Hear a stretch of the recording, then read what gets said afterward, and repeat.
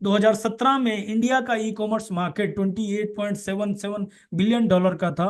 2024 में ये पहुंच चुका है 135 बिलियन डॉलर का, और 2027 में हो जाएगा 191 बिलियन डॉलर का। क्या लगता है 2030 में कम होगा, 2035 में कम होगा? मुझे नहीं लगता। ये अंडरस्टैंड करने के लिए कि ये फ्यूचर पॉसिबिलिटी है कि नहीं है, कि सोशल मीडिया और ई कॉमर्स फ्यूचर में ग्रो करेगा कि नहीं करेगा, इसके लिए किसी एक्सपर्ट एडवाइस की जरूरत नहीं है। हम सब लोग इतने तो समझदार हैं, राइट। तीसरा, क्या आपने एफिलिएट मार्केटिंग के बारे में सुना है? क्या आपने भीम ऐप के बारे में सुना? जब आपको पता लगा कि एक लिंक शेयर करके, अपने दोस्त को लिंक शेयर करके, और दोस्त उसको डाउनलोड करे और वहां पे कुछ ट्रांजेक्शन करें और आपको उसके ऊपर पैसा मिलता था ना? याद होगा आपको जब भीम ऐप का लॉन्च हुआ था। क्या आपने मीशो ऐप के बारे में सुना है? मीशो ऐप जहां लेडीज सूट साड़ी खरीदती है और लिंक शेयर करके महीने का 20,000 रुपए तक का पैसा बना सकती है। क्या आपको आइडिया है कि उस इंडस्ट्री में इंडिया में 2 करोड़ से ज्यादा लेडीज एक्टिवली वर्क कर रही है और पैसा बना रही है? कितना? 1,000, 2,000, 500, 5,000, 10,000, 20,000। ग्लोबली अगर देखें, यूएस में 2010 में ये इंडस्ट्री 1.6 बिलियन डॉलर की थी, और कंसिस्टेंट ग्रो करते हुए 2022 में 8.2 बिलियन डॉलर की हो गई थी। 2024 में और ग्रो कर चुकी है। 90% से ज्यादा ब्रांड्स यूएस में एफिलिएट मार्केटिंग के थ्रू प्रमोट किए जाते हैं, सेल किए जाते हैं, लिंक शेयर करके सोशल मीडिया के थ्रू सेल किए जाते हैं। और इसके अंदर टॉप 10 कैटेगरी अगर आप देखें, फैशन सबसे ऊपर है, sports and outdoor second number पे, और हेल्थ एंड ब्यूटी तीसरे नंबर पे है। हेल्थ एंड ब्यूटी, जिसके अंदर मैं आपको कनेक्ट करने जा रहा हूँ।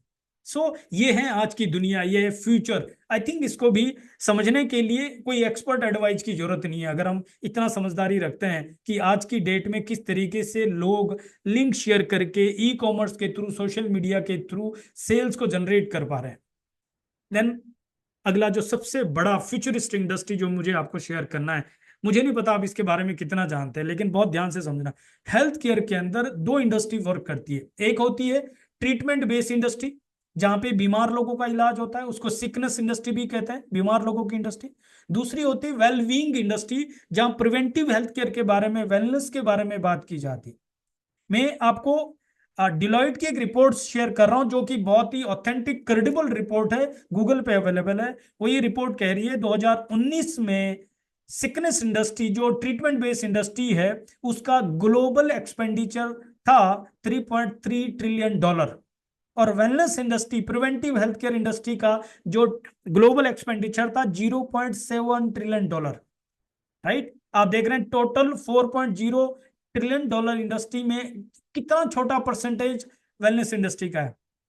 2026 के लिए जो प्रोजेक्शन है, यानी 2020 में कोविड के बाद जिस तरीके से जो लोगों का हेल्थ के ऊपर कंसर्न बढ़ता गया, लोगों को पता लग गया कि हम अपनी हेल्थ के लिए डॉक्टर्स पे डिपेंड नहीं रह सकते हैं, इस ट्रीटमेंट बेस्ड इंडस्ट्री में डिपेंड नहीं रह सकते हैं, बल्कि हमें खुद ही अपनी हेल्थ का चार्ज अपने हाथ में लेना है। और ये इंडस्ट्री की प्रोजेक्शन जो डिलॉयट की रिपोर्ट कहती है, this will be, treatment industry 3.3 trillion dollar से 2.8 ट्रिलियन डॉलर रह जाएगी, जबकि wellness industry, preventive health care 0.7 से 2.0 ट्रिलियन डॉलर हो जाएगी। राइट। और ठीक उसी तरीके से 2033 के लिए जो रिपोर्ट है, वो ये कह रही है कि वेलनेस इंडस्ट्री 3.5 ट्रिलियन डॉलर की हो जाएगी, और जो सिकनेस इंडस्ट्री है, ट्रीटमेंट इंडस्ट्री, वो 2.7 ट्रिलियन डॉलर की हो जाएगी। सरप्राइजिंगली, और सबसे एक एक बहुत बड़ा जो थॉट हमें समझ में आएगा, वो यहाँ आएगा 2040 में treatment based industry 3.2 trillion dollar की रह जाएगी, जबकि wellness industry, preventive health care 5.1 trillion dollar की हो जाएगी। आज की डेट में वेलनेस इंडस्ट्री लेस देन 20% होगी, और treatment based industry more than 80% होगी। बट 2040 में वेलनेस इंडस्ट्री मोर देन 60% हो जाएगी, और ट्रीटमेंट बेस्ड इंडस्ट्री पता कितनी रह जाएगी? Less than 40%। This is the future. यानी लोग अपनी हेल्थ का चार्ज अपने हाथ में लेने लग जाएंगे। This is the future.